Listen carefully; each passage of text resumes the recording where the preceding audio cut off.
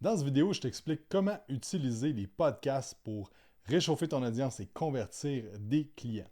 Je m'appelle Jacob Hamel et j'ai aidé des milliers de personnes à travers les années avec mon entreprise de coaching fitness, notre école d'éducation et depuis 4 ans, notre mentorat pour les entraîneurs entrepreneurs et propriétaires de gym privés. Et une des choses qui m'a le plus aidé à faire connaître et aussi à gagner en confiance avec les gens, c'est le long format, le podcast, le YouTube. Et dans cette vidéo-là, je t'explique exactement c'est quoi la structure, comment mettre en place un podcast, comment convertir aussi avec le podcast. Donc écoute ça, prends des notes et surtout, mets ça en application.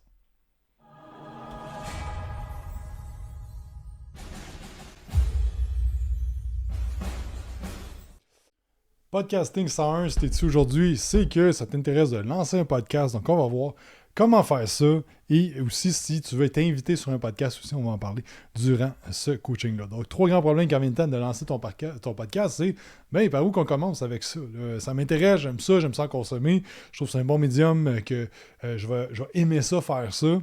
Par où qu'on commence? Ensuite de ça, comment qu'on se démarque? Parce qu'il y en a énormément de podcasts dans le fitness, il y en a beaucoup. Donc, comment qu'on se démarque? Et finalement, c'est quoi ton prochain move par rapport à ça? Quoi tu fais? C'est quoi la prochaine étape pour avancer ce projet-là? Donc, 5 grands principes. On va parler de structure, comment structurer vos épisodes de podcast. Ensuite de ça, on va voir qu'est-ce qui vous différencie, c'est quoi votre différenciation. Comme par exemple, dans Marvel, clairement que le Gardien de la Galaxie, c'est très très différent que Captain America. Donc, il y a vraiment une crowd différente qui va aimer ça, puis il va y avoir des fans aussi. Parce que si vous êtes comme tout le monde, ça va passer dans le beurre, ça va être de la vanille, puis vous allez avoir peu ou pas de personnes qui vont écouter, puis ces gens-là, ils vont pas nécessairement triper sur ce que vous faites. On veut aussi mettre dans ça votre histoire d'origine. Vous devez raconter votre histoire, des anecdotes. Donc, mettez votre personnalité dans vos podcasts. Ne soyez pas seulement un intervieweur ou comme ça prend de votre personnalité. C'est ça qui va rendre votre podcast unique. Et finalement, d'utiliser les leviers de célébrité, que ce soit d'aller sur des podcasts des gens ou d'avoir des gens qui ont de la célébrité qui viennent à votre podcast. Puis finalement, de se bâtir un plan de match clair avec ça et surtout d'exécuter sur ce plan-là. Pourquoi faire ou passer sur un podcast? En fait, c'est juste que l'écoute de podcast est en flèche depuis 2016. Ça, c'est des données de 2022 que 34% des adultes canadiens écoutent des podcasts. Je suis convaincu que c'est beaucoup plus maintenant. Et au niveau des démographies, ça, c'est encore là, ça date d'une couple d'années. Fait que ça allait changer. Mais beaucoup de monde entre 18 et 49 ans écoute des podcasts. La majorité du monde, votre audience est là. Puis les auditeurs de podcasts écoutent un peu moins de 4 heures de podcasts par semaine. Ce qui est intéressant, que ceux qui écoutent des podcasts, c'est qu'ils en écoutent beaucoup, puis ils écoutent des longs podcasts, puis ils en écoutent des épisodes. Puis moi, le nombre de fois que on m'a dit que le monde soit avec le podcast Quantum, j'ai commencé en 2017 à faire des podcasts, puis le nombre de personnes qui m'ont dit « Hey, j'ai tout écouté les épisodes », il y en a vraiment beaucoup. Donc, c'est pour ça qu'on va voir que le podcast, c'est un bon outil pour convertir les gens et vraiment connecter. Parce que ce qu'il faut comprendre, c'est que avec votre tunnel d'acquisition présentement, soit vous avez des ads qui vous fait découvrir, vous avez les réseaux sociaux, vous faites peut-être du porte-à-porte, whatever c'est quoi, mais vous avez une stratégie pour vous faire découvrir. Et parfois, cette stratégie-là, les gens, ils achètent directement. Ça veut dire que ils voient passer quelque chose, ils achètent tout de suite, puis that's it. Fait que ça, c'est merveilleux, c'est super. Par contre, c'est vraiment un petit nombre de personnes que ça va faire ça. Ensuite de ça, les gens vont avoir de la consommation. On appelle ça le nurturing, donc de nourrir les gens de contenu. Donc oui, il va y avoir le contenu du réseau social. Par contre, si on amène les gens vers une liste d'emails, à écouter un podcast, à écouter des vidéos YouTube, tout ce qui est long format, c'est plus vraiment d'actualité, mais des blogs, là, tout ce qui est long format, là, on va gagner beaucoup de confiance avec les gens puis beaucoup de connexion parce que les gens vont vraiment s'attacher plus à vous et apprendre de vous, puis vraiment là, que vous allez devenir un genre de mentor virtuel pour eux. Ce qui arrive, c'est qu'il y a des gens, les gens qui consomment du podcast et du YouTube consomment du long format, puis ceux qui consomment du court format consomment du court format. Donc, le but, c'est d'amener les gens vers là. Par contre, c'est pas tout le monde qui... Il y a des gens qui ont les réseaux sociaux, c'est assez. Ce que j'aime voir avec le podcast, le YouTube et la liste d'emails, c'est juste une façon de connecter avec plus de gens. Parce que c'est pas tout le monde que juste avec les réseaux sociaux, ça va être assez. Puis après ça, si on voit dans un tunnel, ça peut être un truc gratuit, fait que ça peut être un défi gratuit, whatever, ou quelque chose soit 0 ou genre jusqu'à 100$, là, de quoi vraiment pas cher. Puis après ça, tu as ton appel de vente. Puis après ça, tu as la conversion. Donc, il faut voir que c'est vraiment une stratégie de podcast. C'est une stratégie de milieu de funnel, si on veut, qui fait en sorte que les gens gagnent la confiance puis que vous les amenez à vraiment le consommer beaucoup plus votre contenu. Donc, pourquoi qu'un podcast, c'est bon? Ben, comme j'ai dit, ça crée une connexion avec l'audience. Ça augmente votre notoriété aussi. Ça a l'air niaiseux, mais que vous ayez votre propre, entre guillemets, show de radio, ben, ça, c'est toujours un plus. Puis ça vous aide à créer des contacts dans l'industrie. Moi, c'est un outil que j'ai utilisé plein de fois. First, j'aime ça faire ça. Puis deuxièmement, j'ai rencontré une tonne de personnes à travers les années grâce à ça. Parce que, tu sais, des fois, un coach de renom, j'ai eu la chance de rencontrer John Meadows à cause de ça, Ben Pakowski, Philly, il y a plein de monde que j'ai eu la chance de rencontrer que j'avais jamais pu parler, que la première étape, ça a été de booker un podcast avec eux. Donc, c'est vraiment une affaire intéressante là, pour ça. Maintenant, ton différenciateur. C'est vraiment important de voir quel angle que vous allez choisir avec le podcast. Et de regarder aussi ce qui se fait au Québec dans le fitness et voir qu'est-ce qu'on peut faire de différent. Parce que c'est sûr que si on regarde mondialement, ben, tout se fait un petit peu. Donc, c'est voir quel angle que vous voulez avoir avec votre podcast. Si on regarde le podcast le plus connu de présentement, avec 14 millions d'abonnés, je pense, c'est Joe Rogan, qui est purement des interviews sous forme de discussion, puis Joe, il est vraiment comme il est, avec les sujets qu'il aime, puis il fait juste amener qui a le goût de parler avec. Il y a Huberman qui est très tips tactiques, très knowledge, très informatif, mais très aussi applicable. C'est une des choses, c'est qu'il parle d'un sujet, puis c'est quelque chose que tu peux essayer et faire. J'ai mis un peu les deux, mais prends un break, puis Mike Ward, sous écoute, ben tu sais, prends un break qui est très décontracté, très funny, très... on se prend pas trop au sérieux, on fait des jokes, prends un break, ça te dit. On prend ça relax, puis Mike Ward qui est très dans l'humour, il n'y a pas trop de script, puis on sait pas trop où on s'en va, mais c'est drôle. Donc encore là, ça prend un certain skill set. Pour moi, c'est pas le style de podcast que je suis capable de gérer, parce que moi, j'ai besoin d'une structure et de me préparer d'avance pour ça. Mais si vous êtes genre un peu plus go with the flow, c'est super aussi. Russell Brunson, avec son podcast Marketing Secret, il est très dans le raconter ce qui se passe dans le back-end de sa compagnie. Il y en a beaucoup d'épisodes qui tournent ça dans son auto. Puis il fait juste raconter qu'est-ce qu'il essaie dans sa compagnie présentement avec ClickFunnels, qu'est-ce qui marche pas. Puis il parle juste du back-end, de ça surtout. Il n'y a pas vraiment d'interview, des fois il y en a, mais c'est vraiment plus genre il raconte qu'est-ce qui se passe, il documente qu'est-ce qui se passe.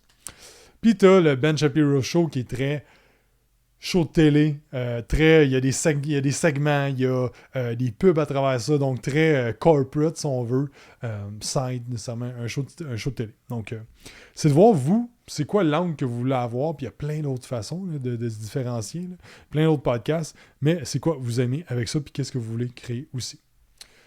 Je vous ai préparé une petite structure d'épisode, ça n'est pas obligé de toujours suivre ça, mais si vous voulez une structure, moi c'est quelque chose que j'utilise des fois en partie, des fois à 100%. Donc le premier c'est d'avoir ton titre et tes bénéfices. Donc c'est quoi le sujet que tu veux parler, puis c'est quoi que tu veux que les gens en retirent. Puis de commencer avec ça, ben, si vous écoutez mon podcast, ben, je vais tout le temps dire, ben, aujourd'hui on va parler de telle affaire. Ensuite de ça, ben, on va nommer les 3 grands sujets, les 1 à 3 grands sujets qu'on va parler aujourd'hui.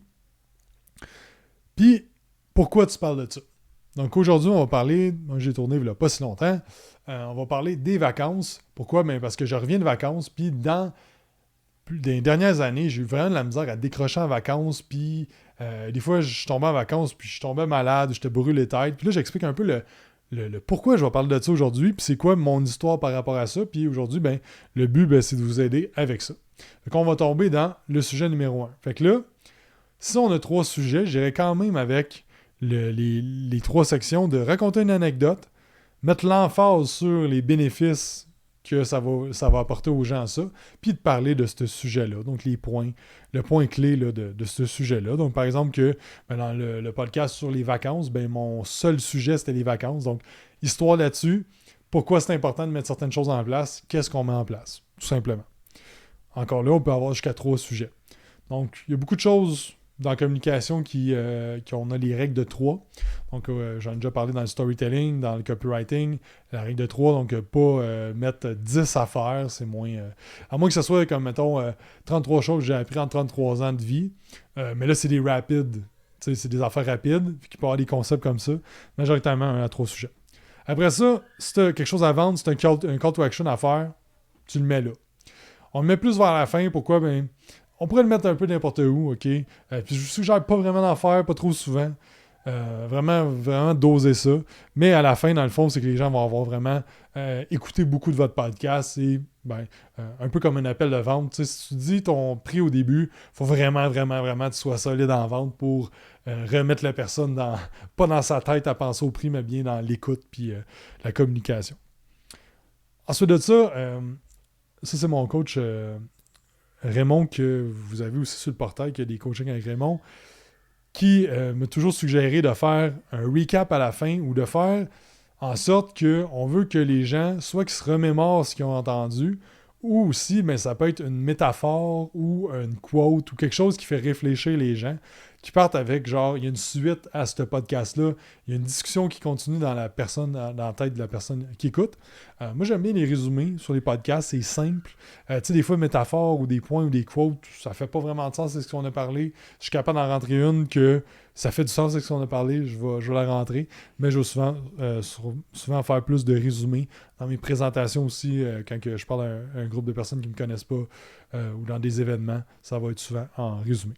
Puis finalement, la prescription par rapport à ça, le call to action final, donc est-ce que tu veux que les gens aient s'abonner à la chaîne YouTube? Est-ce que tu veux qu'ils mettent ça en application? Est-ce que tu veux qu'ils t'envoient un message Instagram? Donc, vraiment un soft call to action d'une action et non d'un achat. Donc, c'est pas genre écris-moi si tu veux plus d'informations, c'est écris-moi si tu mets ça en application puis dis-moi comment ça a été. Donc, vraiment que les gens interagissent avec vous ou qu'ils vous laissent, qu'ils s'abonnent à Spotify, qu'ils vous laissent un avis sur Apple Podcasts, etc. Le format maintenant, est-ce que vous voulez faire ça hebdomadaire, mensuel, 3 fois par semaine? Tous les formats sont bons. Il faut juste être constant. Et oui, ça va arriver des moments où est-ce que vous allez prendre des breaks et tout ça. Potentiellement, vous pouvez faire des saisons aussi. Vous vous dites, hey, moi l'été, là, ça ne me tente pas de faire des podcasts, fait que je vais faire de telle date à telle date. Vous pouvez arrêter pendant le temps des fêtes, whatever. Okay? Mais le plus, c'est 85% là, du temps, il faut que vous soyez constant. Donc si pour vous, c'est mensuellement, ça sera ça. Okay, c'est ça. Puis des fois, comme moi présentement, on est plus dans refaire la plateforme, filmer ces vidéos-là, puis tout ça, mais les podcasts, je les filme, on les pose sur 2 semaines. Comme ma saison présentement est dans les opérations, c'est correct. Mais au moins, il y a une constance, puis il y a quand même de quoi qui sort. Donc la pire affaire que vous pouvez faire, c'est sortir vraiment à côté pendant 3-4 mois. Après ça, ghoster le monde pendant 3-4 mois, d'essayer de reprendre ça. Donc on est mieux d'avoir une fréquence qui est moins agressive, mais plus sur le long terme, parce que les podcasts, si vous n'êtes pas prêt à faire 100 épisodes, oubliez ça, commencez même pas. Donc, ça donne à rien de faire ça. Un concept important aussi, c'est qu'un sujet, un épisode, un message, un sujet. Essayez pas de partir à gauche, à droite sur plein d'affaires en même temps. Quand on enseigne quelque chose, on veut parler d'un seul sujet, puis on veut parler de ce sujet-là. Oui, il peut y avoir différents points dans ce sujet-là. On va avoir un grand sujet qui peut être en différents points, mais on ne veut pas parler de mettons, d'entraînement, de nutrition, de mindset, puis d'habitude de vie, de sommeil, de stress, de digestion, à moins que tu veux faire du surface sur tout, mais t'es bien mieux de faire un épisode sur chaque chose plus spécifique. Aussi, d'avoir des histoires reliées au sujet, des anecdotes que vous avez vécues, ça rend la chose beaucoup plus humaine et les gens se souviennent beaucoup plus de ça. Les call to action, encore là, pas trop souvent, pas trop. J'utiliserai vraiment le podcast juste pour que les gens connectent avec vous, pas une place pour faire de la vente nécessairement. Et une autre affaire aussi, d'avoir une intro puis une conclusion. C'est pas besoin d'être quelque chose de big, mais toujours avoir une petite intro puis une conclusion, pas partir on the go ou que c'est pas clair pour l'invité non plus si vous avez un invité et tout ça. Donc vraiment comme intro, conclusion. C'est pas obligé d'être parfait. Puis là, vous allez me dire, ouais, mais Joe Rogan ne fait pas d'intro. Ouais, mais Joe Rogan, c'est Joe Rogan. Donc, c'est ça qui est à prendre en considération. Vous pouvez avoir des épisodes aussi que mon affaire que j'ai fait avec Quantum, que je fais avec la Mastermind. Interviewez vos clients, c'est quelque chose de super puissant. Puis vous pouvez avoir des clips de ça aussi que vous pouvez utiliser par la suite. Puis je pense que c'est le fun aussi pour les clients. Maintenant, au niveau du tournage, vous avez 3 options. Soit vous louez un studio, soit vous faites un kit maison, que vous tournez, vous montez un petit studio chez vous, ou sinon Zoom StreamYard. Le studio, ça coûte de l'argent, ça coûte de l'argent. Ça coûte de l'argent, du temps. Il faut vous déplacer, il faut que la personne se déplace. Je vous dirais que si vous commencez ça avec le StreamYard ou Zoom. StreamYard, la qualité est un petit peu meilleure. Zoom, c'est bien correct. Montez-vous un kit maison, on va voir des options tantôt. Puis après ça, ben là, vous pouvez upgrader, peut-être vous louer des studios, il y en a un paquet là, qui existe au Québec. Donc au niveau de l'équipement, plus simple, le cellulaire, le Zoom, bien simple. Vous pouvez tourner ça, avec un micro, that's it, c'est bien correct. Zoom sinon, ou StreamYard, qui est la qualité est un petit peu plus belle, il y a une couple de petites affaires différentes qu'on peut faire. Ensuite de ça, dans le fond, dans Fondation, module 4.15, vous avez un kit de départ que Matt vous parle de différentes choses que vous pouvez acheter. Blue Yeti avec une belle webcam si vous voulez upgrader. C'est super. Et sinon, ben, je vous ai mis, moi, ce que j'utilise, un Shure SM7B. C'est ça qu'on a à notre studio gym aussi. C'est ça que j'ai ici. Et une Sony FX30, qui est une Sony plus cinéma. Pourquoi j'ai mis un astérix? Parce qu'il y a des caméras qui ne filment pas plus de 30 minutes, qui vont genre surchauffer. Fait que faites attention si vous allez chez Gosling, whatever, ou si vous êtes en France, d'autres places ou sur Amazon, assurez-vous que vous avez une caméra qui peut filmer pendant assez longtemps. Pour pas que vous partez votre caméra, puis qu'après une demi-heure, il faut aller tout le temps la repartir. Donc ça, c'est faire attention avec ça. Les formats d'entrevue. Donc là, maintenant, là, vous êtes comme, OK, je sais quel angle que je vais avoir. Moi, j'aimerais ça être plus sous forme d'entrevue. Je vous suggère fortement de ne pas être seulement des entrevues, parce que ça fait en sorte que vous mettez tout le temps les autres sur le spotlight. Moi, j'aime bien un épisode d'entrevue, un épisode solo, ou seulement solo. Donc, les entrevues, c'est le fun parce qu'on utilise la célébrité des gens. Donc, on va voir les gens sous 3 catégories. Donc, on a les A, les B, les C. Les A, là, c'est les superstars. C'est les C-Bum, les Ronnie Coleman, les athlètes, les big names, OK? Par exemple, tu sais, moi sur le podcast, j'ai eu Bedros, j'ai eu John Meadows, j'ai eu Ben Pakowski, j'ai eu Phil Heath, mettons. Ça, c'est mes plus gros. Chris Thibodeau aussi, il est quand même un A dans le milieu. Là. Donc ça, c'est mes A. Les A, c'est extrêmement bon pour la notoriété. Quand les gens vous voient avec quelqu'un qui est super connu, automatiquement, ils vont vous voir dans cette gang-là ou voir comme, OK, il y a des contacts, l'autorité va monter. Fait que ça, c'est bon pour ça.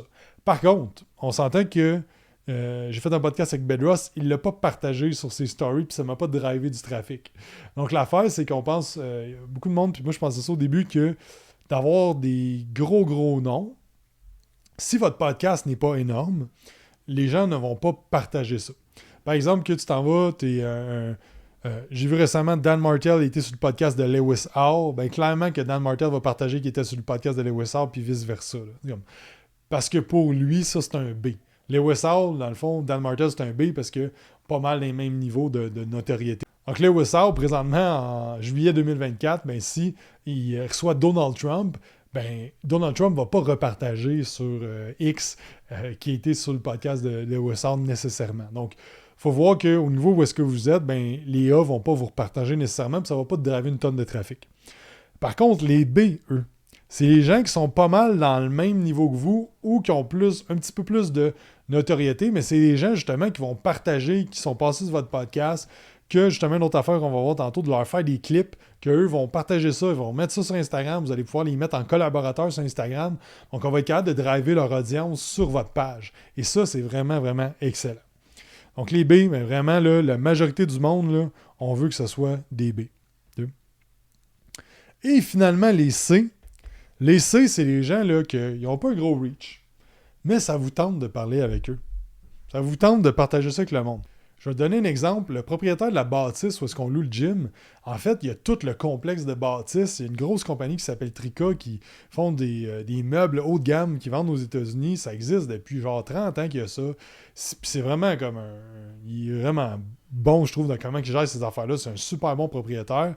Et je veux l'avoir sur le podcast. Mais il n'est pas sur les réseaux sociaux, il n'y a aucune audience.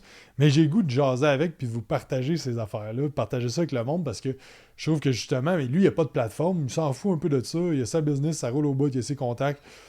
Donc, pour moi, lui, c'est un C. Par contre, m'en avoir du fun, je suis convaincu à cette discussion-là, puis ça va amener de la valeur aux gens qui écoutent. Et ça, ben, c'est correct aussi d'en avoir. Sauf que j'irais peut-être, mettons, 25% ici.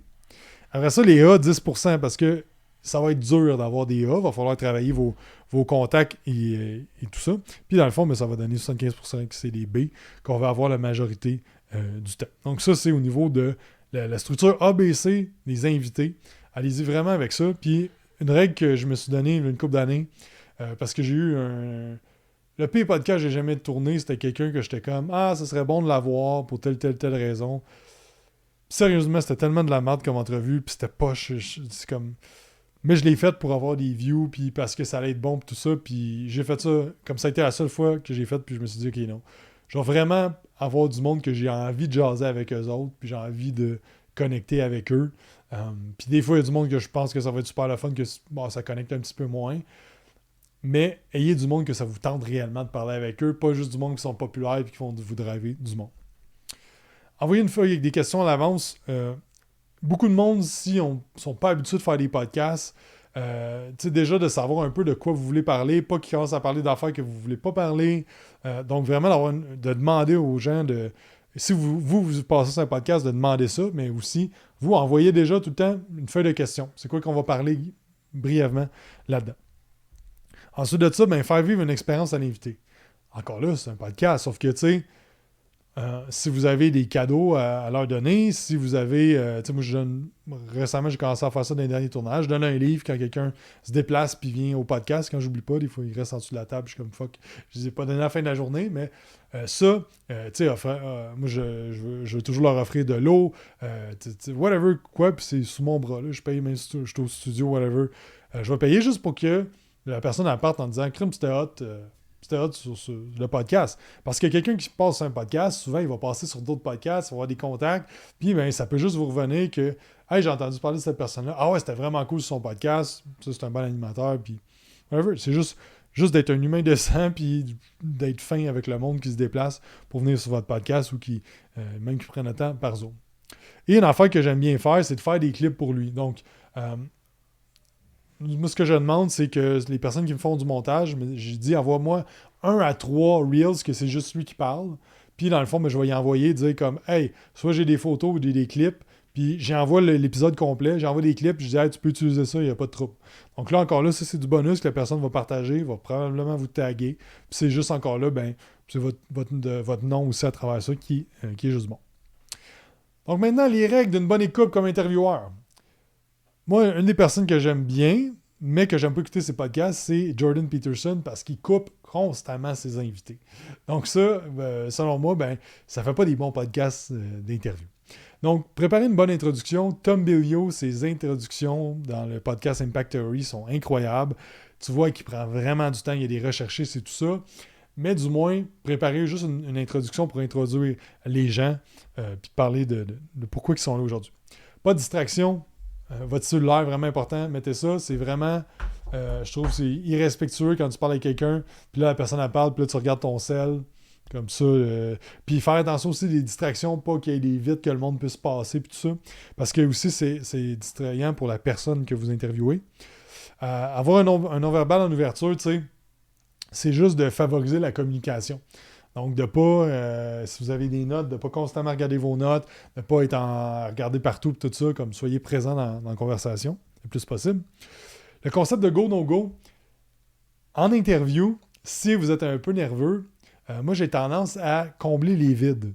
Surtout quand il y a des gens qui ne parlent pas vite. Donc, il y a des gens qui ont qui parlent pas vite, tout simplement, qui sont plus posés.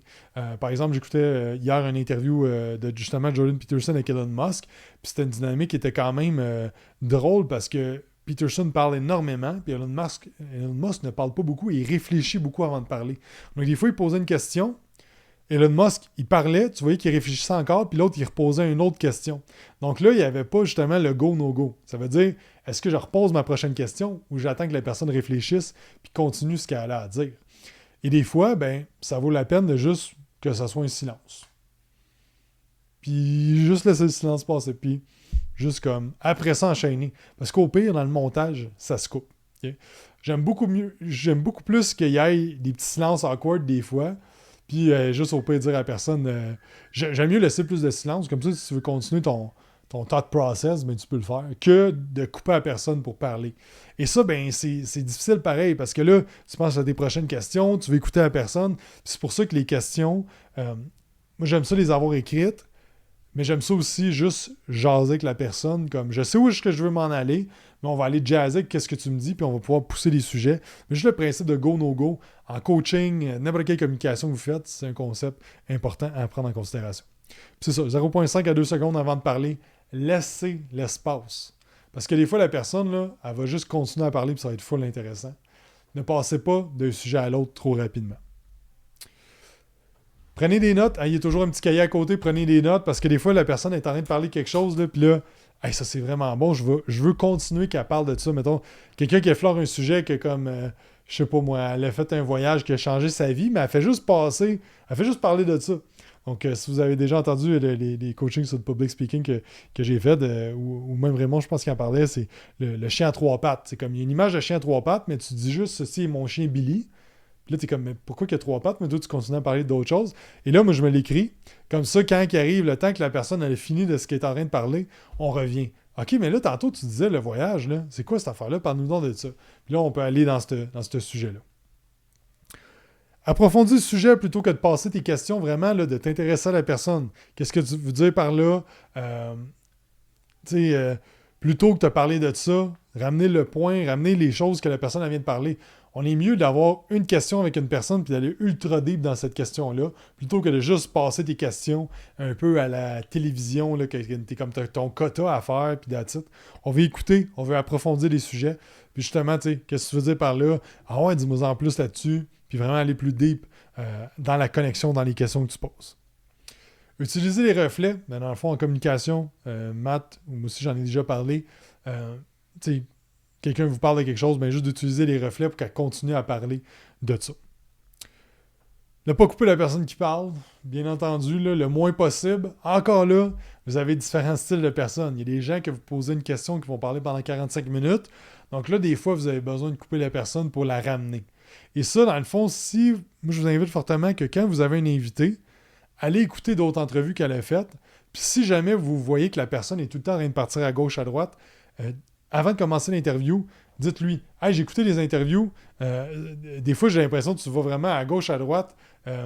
J'aimerais ça, tu sais, j'ai 3-4 questions que je veux vraiment qu'on parle. Tu serais-tu à l'aise juste que des fois, comme je te ramène, genre, puis souvent le monde sont comme, hey non, pour vrai, genre, ça m'aiderait vraiment, justement. Parce que les gens, moi, j'aime ça, justement, quand je me fais interviewer, des fois, j'ai tendance à faire ça. J'aime ça me faire ramener, justement, que la personne repose une question qui ramène vers le sujet principal. Ne pas trop parler de nous durant l'interview, ça aussi, c'est une erreur que des fois j'entends dans les podcasts. J'écoute des podcasts, puis je suis comme, hey, l'interview, l'invité, ça va vraiment être nice, j'ai vraiment hâte d'écouter ça. Puis là, ben, en fait, c'est tout le temps l'intervieweur qui parle de lui, puis de ses affaires, puis tout ça. C'est cool, sauf que, tu sais, on écoute une interview pour la personne qui est là. Fait que juste avoir un ratio de ça, pas trop parler de vous. C'est vous qui contrôlez la vitesse de la discussion puis de s'adapter. Si quelqu'un parle extrêmement vite parce qu'il est nerveux, ralentissez le débit. C'est vous qui contrôlez ça. Rentrez pas dans sa vitesse. Vous, adaptez-vous à ramener la vitesse. Mais il faut aussi s'adapter. Si vous avez quelqu'un qui parle très lent, ben, faut que vous... moi, c'est un des challenges que j'ai avec certaines personnes des fois. Quelqu'un qui est posé, qui parle pas vite, puis qu'il prend des longues pauses. Faut vraiment que je m'adapte. J'ai un de mes bons amis qui est entrepreneur qui est de même, il fait ses idées, c'est plus long avant qu'il parle, puis je me souviens que j'avais tendance tout le temps à le couper quand on parlait ensemble, genre. Puis même à cette heure, puis je dois me parler quand je parle avec lui, parce que quand il raconte quelque chose, on dirait que c'est pas assez vite pour moi, puis je suis comme juste, on parle d'autre chose, ou genre je te repose des questions là-dessus, tu sais. Fait que juste, c'est à vous de vous adapter, et non à la personne de s'adapter. Puis ayez une intention avec tes questions, tu sais, que les questions aient un sens, puis qu'on ait une discussion qui est intéressante, plutôt que genre, qu'est-ce que t'as mangé pour déjeuner, là, je donne un exemple niaiseux, mais tu sais, c'est quoi ton... tu sais, que ta grosse question du podcast, ça soit genre, c'est quoi ton meilleur plan alimentaire? Je pense qu'on l'a déjà entendu plein de fois. J'aime bien aussi des fois de faire des rapid fire questions à la fin. Là, tu peux rentrer ces affaires-là. Là, ton déjeuner favori, ton cheat meal favori, whatever.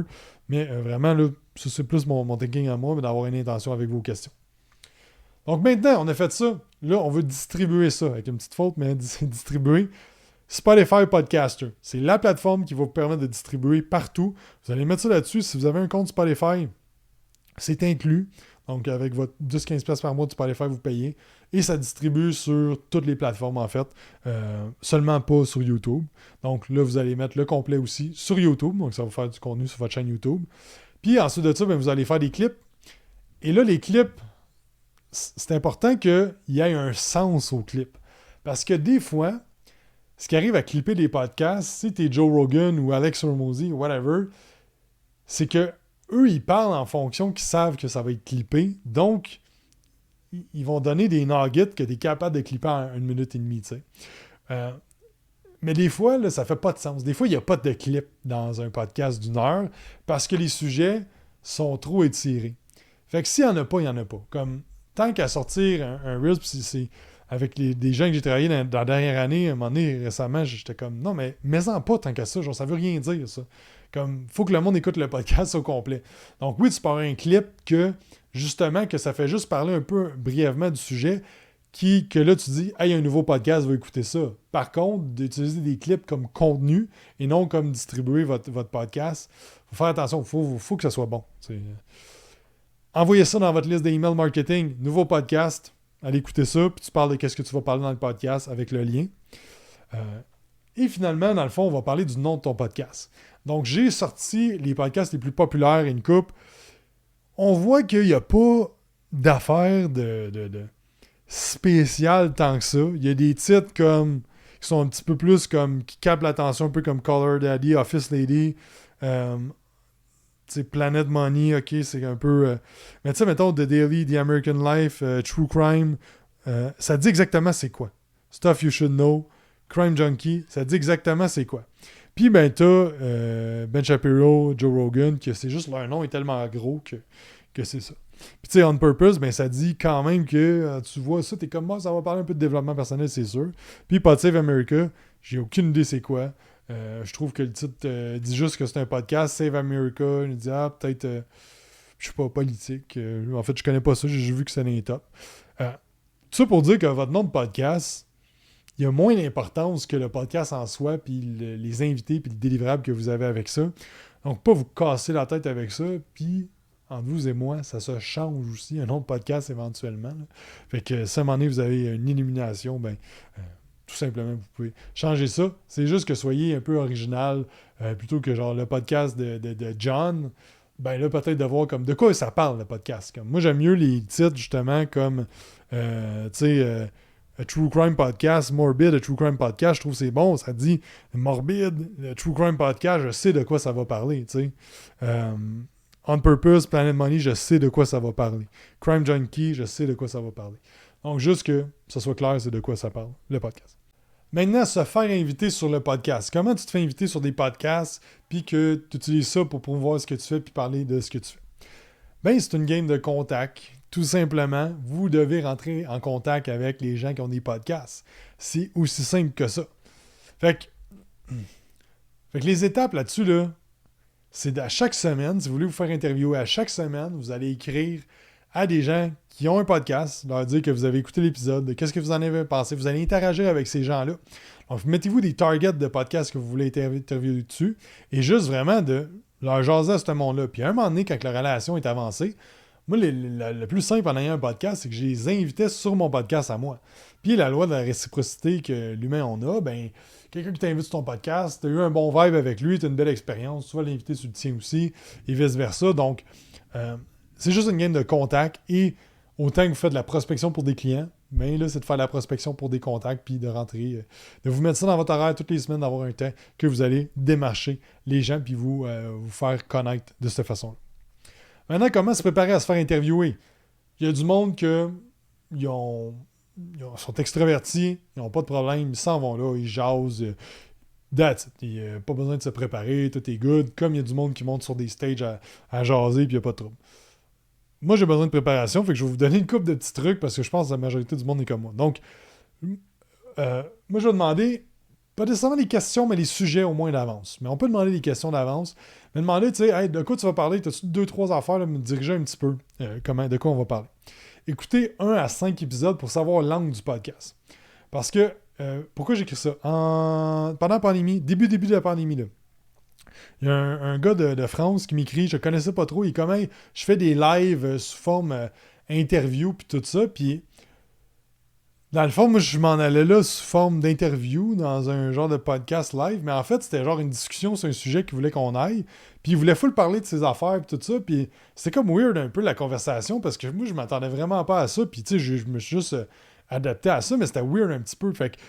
Mais si j'aurais écouté, parce qu'après ça, j'ai écouté ses autres lives qu'il avait fait, puis j'étais comme, ok, c'est vraiment ça son concept, c'est genre, on parle d'un sujet, puis on en discute, puis moi, je te donne mon opinion là-dessus, puis on challenge certaines idées de l'autre, puis... moi, ce genre d'affaire-là, faut que je me prépare un peu. Là, comme, c'était comme un peu... je me sentais comme brusqué, puis je savais pas trop quoi répondre des fois à des affaires. Mais pour certaines personnes, c'est full simple, là, ça, de débattre comme ça. Moi, c'est pas de quoi j'aime, c'est pas de quoi je suis bon à faire naturellement. Donc je vais me préparer. C'est pour ça d'aller écouter 1 à 5 épisodes d'avance. Préparer ton origin story, parce que la plupart des gens vont te demander... OK, maintenant, tu es là, mais raconte-nous un peu comment ça s'est passé, comment tu t'es rendu là. Et l'origin story, c'est d'avoir aussi des capables de le raconter en 30 secondes comme d'être capable de le rencontrer en 10 minutes, si on veut. Okay? Je vous dirais un sweet spot pour un podcast, c'est 1 à 2 minutes. Puis, dans le fond, ben, c'est vraiment avec le storytelling qu'on a vu dans d'autres modules. On fait la mise en scène, on fait le drame, on fait l'épiphanie, on fait s'il y a un mentor, whatever, puis on fait maintenant, vous en êtes où. Puis, tu sais, qu'est-ce que vous avez appris un peu avec ça, là, mais c'est vraiment ça le frame. Tu sais, très rapidement, qui vous êtes, qu'est-ce que vous faites, puis pourquoi vous êtes là aujourd'hui, mais en ayant une histoire en arrière de ça qui fait en sorte que les gens, tout de suite, ils connectent avec vous. Avoir un call to action à plugger, c'est super bon. Ça peut être juste, hey, venez me suivre sur Instagram, mais si vous êtes capable d'avoir un cadeau que vous donnez, pour tous les auditeurs qui écoutent, surtout si c'est votre niche, je vous donne toute une consultation gratuite ou whatever, qu'est-ce que vous pouvez donner gratuit. Ça peut être genre, hey, télécharge mon nouveau e-book gratuit. Whatever, mais si vous êtes capable de plugger quelque chose de gratuit pour grabber soit les emails de la personne, soit tu dis, écris-moi sur Instagram, d'une façon d'amener cette audience-là vers vous. Puis aussi d'avoir une intention précise. Est-ce que c'est vous faire connaître? Est-ce que c'est de parler d'un sujet précis? Est-ce que vous avez un challenge ou quelque chose qui s'en vient que vous voulez parler, un événement? Donc d'avoir une intention aussi, puis de le parler avec la personne, de dire « Hey, j'ai un événement qui s'en vient, j'ai telle affaire qui s'en vient, est-ce que je pourrais en parler vite fait dans l'épisode? » La plupart du monde vont dire « Ben oui, il n'y a pas de stress. » Puis encore là, une interview, un message. Commencez pas de parler de 1000 affaires, puis de vraiment comme être en mode écoute puis de pas trop divaguer quand vous répondez aux questions. Donc, c'est ce qui conclut la formation sur les podcasts. Si jamais vous avez des questions, vous voulez qu'on review votre structure de podcast, qu'on brainstorm les idées, votre nom, whatever, écrivez-nous, ça va faire un grand plaisir. Et sur ça, on se parle dans une prochaine formation. Bye!